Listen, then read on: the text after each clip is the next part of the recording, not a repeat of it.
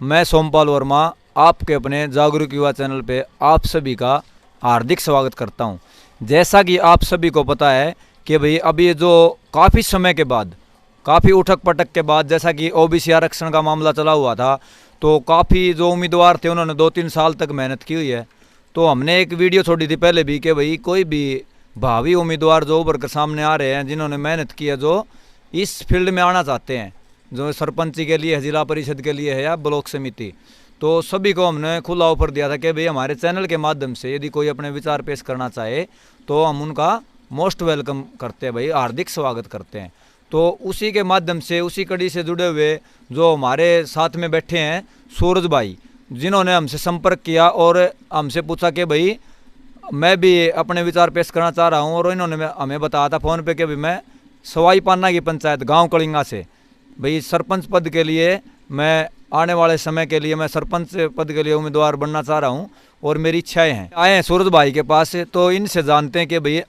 आने वाले जो सरपंची चुनाव होंगे उसके लिए इन्होंने अपने क्या चुनावी मुद्दे रखे हैं, क्या इन्होंने विचार किया है, तो उसके बारे में हम सूरज से बात करेंगे। नमस्कार भाई सूरज। नमस्कार है सभी ग्रामवासियों को मेरी नमस्कार। मैं सूरज स्वाई पाना कलिंगा से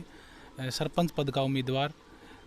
और सोमपाल भाई आए हुए हैं जो कि जागरूक युवा चैनल से मैं इनका बहुत बहुत आभारी का अभिनंदन करता हूं, जो यहाँ पहुँचे हैं और ये भी एक अच्छी सेवा में लगे हुए हैं।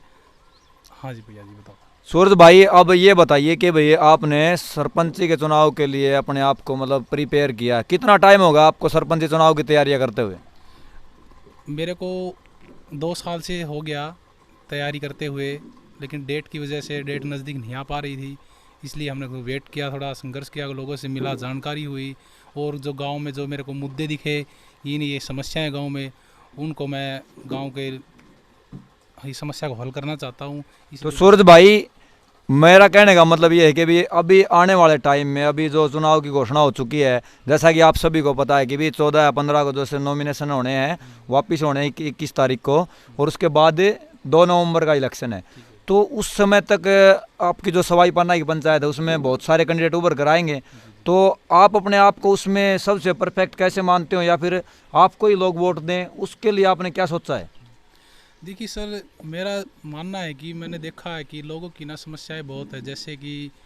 आजकल गलियों में है, चौराहे पर है, या फिर गरीबों को वो स्कीम योजना सरकार की नहीं मिल पाती हैं जो उनको मिलनी चाहिए। इसकी मुझे अच्छी जानकारी है, ताकि मैं लोगों के अच्छे पास ये योजनाएं पहुंचा के उनकी सहायता करूंगा। सरकार ने बहुत अच्छी योजनाएं चलाई हुई हैं, वो मैं घर तक पहुंचाने की कोशिश करूंगा, और मैं इसीलिए अलग मानता हूं क्योंकि मैं ये सरकार के द्वारा जो चलाई हुई योजनाएं मैं उनको अच्छे से दे सकूं, उनको बता सकूं मैं। आपका कहने का मतलब ये है कि भी जो सरकारी योजनाएं चलती हैं उनको अच्छी तरह से आप जानते हो, इसका रीज़न क्या आप उनको अच्छी तरह से जानते हो? इसका रीज़न यही है कि मैं 7 साल से सीएससी संचालक रहा हूं, और मुझे ये बहुत अच्छे से महसूस हुआ है। कमी मेरे को पता लगा है कि जनता को इसके बारे में पता ही नहीं होता, आम जनता को, और वो समय से न इस स्कीमों का लाभ ले पाते हैं, और इसलिए मैं जानता हूँ इन स्कीमों में तो पहुँचा सकता हूँ जनता के साथ। सरकारी स्कीमों के बारे में जैसे फॉर एग्जांपल आप बता सकते हो कौन कौन सी ऐसी स्कीमें हैं जो हमारी पंचायत के जो लोग होते हैं उनको सुविधाएं मिल जाएं, वो सुविधाएं आप दिला सकते हो आने वाले टाइम? देखिए, सबसे पहले तो यही है कि जो सुकन्या समृद्धि योजना है एक तो, और विधवा पेंशन है, और आपकी बेटी हमारी बेटी है, और कन्यादान योजना है, महत्वपूर्ण है, और वगैरह लेबर वगैरह की स्कीमें होती हैं, वे अच्छे से मैं बता सकता हूँ, और उनको अच्छे से अप्लाई वगैरह करवा सकता हूँ बस। तो सूरज भाई आप ये बात बता रहे हो कि भाई ये तो एक योजना होगी, इस तरह की योजना है जिनमें 20,000 रुपये 30,000 रुपये ऐसे मिल जाते हैं किसी गरीब परिवार को, तो जो गांव के अंदर मूलभूत सुविधाएं होती हैं उसके बारे में आपको क्या कमी महसूस हो रही है, या फिर आप क्या चेंजिंग चाहते हो उसके अंदर, वो हमें बताएं। देखिए, मूलभूत हमारी आवश्यकता है, जैसे कि शिक्षा सबसे पहले है, हेल्थ, इन पे हमें बहुत अच्छे से ध्यान करना है, क्योंकि यही मेन है जिनसे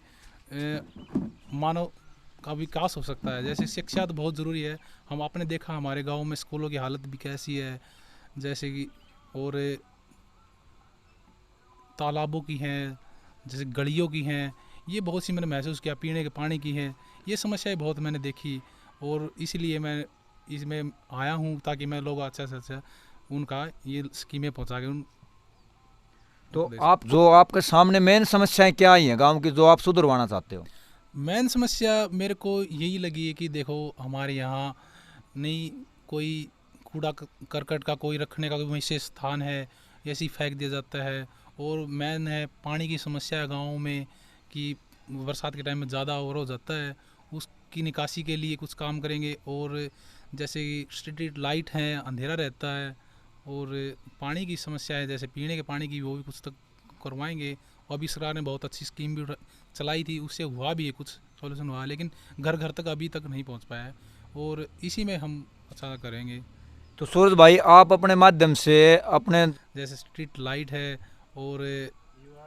युवाओं के लिए खेल स्टेडियम है,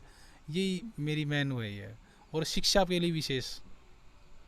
तो आपके माध्यम से आपके जो आने वाले समय में चुनाव होंगे 2 नवंबर को, तो उस समय पे आपको वोटर अपनी तरफ से जो वोट देंगे, तो उनके लिए कोई जो युवाओं के लिए है या फिर महिलाओं के लिए है या फिर बुजुर्गों के लिए है, आपने कोई स्पेशल प्लान ऐसा तैयार किया हो जो कि उनके काम में आने वाला हो?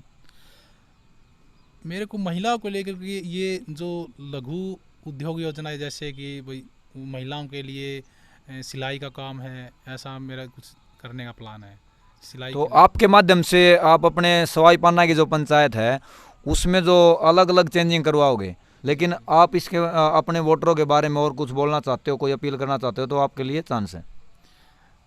सभी वोटरों को मेरा नमस्कार। मैं आपका भावी सरपंच सवाई पाना सूरज। आप बढ़ चढ़ के भाग लीजिए और मुझे सफल वहाँ तक पहुँचाइए, ताकि मैं ज़्यादा से ज़्यादा